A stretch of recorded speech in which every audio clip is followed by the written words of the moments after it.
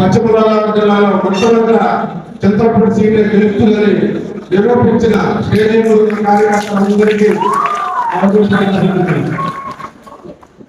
మరి మీ అందరి ఆశీస్సులతో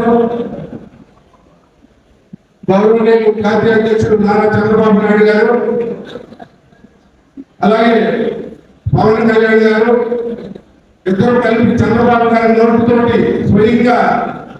సొంగ రాష్ట్ర కుమార్ గారు చింతలపూడి అభ్యర్థిని నిర్ణయించడం జరిగింది. ఆ రోజు నుంచి ఈ రోజు వరకు కూడా అన్ని వర్గాల ప్రజల్ని, అలాగే చింతలపూడి కాన్స్టిట్యూన్సీలో ఉన్న ప్రజలందరినీ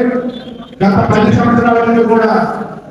ఆయన స్వచ్ఛంద సంస్థ నుంచి ఇందాక వారి నాన్నగారు కూడా మాట్లాడే విషయాలన్నీ మీరు చెప్పారు. అందులో అన్ని ఉంటుంది. ఎక్కడ ఇబ్బందులు ఉన్నా, ఎక్కడ ప్రాబ్లం ఉన్నా తోటి మనుషులందరికీ కూడా, పేద కులాలందరికీ కూడా